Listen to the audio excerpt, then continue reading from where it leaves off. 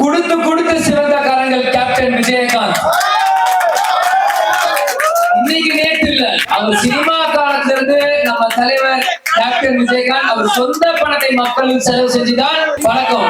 யாருக்கும் அடிப்படைந்துதான் அவரை வாழ்க்கை சரித்திரமே இல்லை.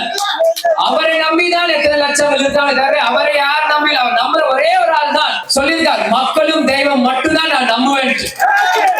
வேற யாருமே கேப்டன் நம்ப மாட்டார்.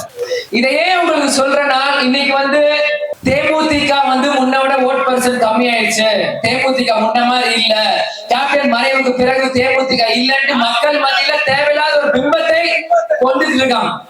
நான் ஒரு ஓப்பன் சேலஞ்ச் இங்க இருக்க எல்லா கட்சிக்காரங்களுக்கும், எல்லா ஊடகங்களுக்கும், இதை நம்புற பொதுமக்களுக்கும், அந்த டிவியில உட்கார்ந்து அரசியல் விமர்சனம் பேசுற எல்லாருமே ஓப்பன் சேலஞ்ச் வைக்கிறேன்.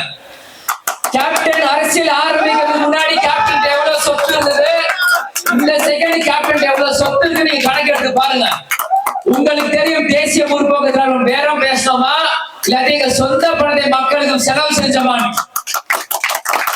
இன்னைக்கு நான் இல்ல, இது கேப்டனே சொல்லியிருக்காரு. 1990 என்னைக்கு நான் திருமணம் ஆச்சோ அன்னைக்கே என்னோட மனைவி இதெல்லாம் நிறுத்துங்கன்னு சொல்லி அன்னைக்கே நான் பொதுமக்கள் சேவை செய்யறது நிறுத்தி இருப்பேன்.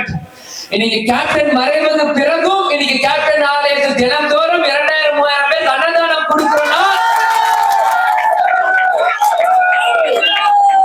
கேப்டன் வழியில் வந்த திருமதி பிரேமலதா விஜயகாந்தாலும் சரி, விஜயபிரபா இருந்தாலும் சரி, இங்க கட்சி தொண்டர்களா இருந்தாலும் சரி, இதுதான் கேப்டன் எங்களுக்கு கற்றுக் கொடுத்திருக்கிறார்.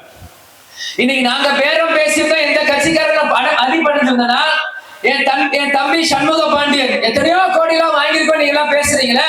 என் தம்பி சண்முக பாண்டியன் 12 வருஷம் முன்னாடி சினிமாக்குள்ள வந்தான். எப்படி 12 வருஷத்துக்கு முன்னாடி சினிமாக்குள்ள வந்தான். இது வரைக்கும் 2 படம் தான் நடிச்சிருக்காப்ல. அவ்வளவு காசு இருந்தா சங்கர் எவ்வளவு பேர் டைரக்டர் வைத்து இன்னைக்கு எத்தனையோ நாங்க படம் எடுத்துருக்கலாம்ல. எத்தனையோ பேர் கேப்டன் வாழ வச்சாரு. ஆனா கேப்டன் மகனை யாரும் வாழ வைக்கல. அதுக்காக நாங்க பயந்து எதுவும் எங்கேயும் ஓடல. அதுக்காக நாங்க பயந்து ஓடல. யாராச்சும் எனக்கு வாய்ப்பு கொடுப்பீங்களா நாங்க ஏங்கல. எதிர்நீச்சல் போட்டு வளர்ந்த கட்சி தான் தேமுதிக. கேப்டன் ஜெய் ஸ்ரீராம். நமது குமரி மாவட்டத்தில் பிரசித்தி பெற்ற அருள்மிகு ஸ்ரீராமர் ஆலயம் வைகுண்டபுரத்தில் அமைந்துள்ளது. ஆலய திருப்பணிகள் நடந்து கொண்டிருக்கிறது. மதுரை ஆதீனம், செங்கோல் ஆதீனம், சுவாமி சைத்தன்யானந்தஜி மகாராஜ் மற்றும் சாதுக்களின் ஆசியுடன் நூதன ஆலய அஷ்டபந்தன மகா கும்பாபிஷேகம் வருகிற ஜூன் மாதம் 27ஆம் தேதி காலை 9 மணிக்கு நடைபெற உள்ளது. அன்று மாலை சிறப்பு விருந்தினராக திரு அண்ணாமலைஜி மற்றும் நைனா நாகேந்திரன் அவர்கள் கலந்து கொள்கிறார்கள். ஆகையால் பக்த பெருமக்கள் அனைவரும் இந்த மகா கும்பாபிஷேகத்தில் கலந்து கொண்டு ஸ்ரீ ராமச்சந்திரமூர்த்தி மற்றும் அன்னையின் ஆசி பெற்று செல்லும்படி அன்புடன் அழைக்கிறோம்.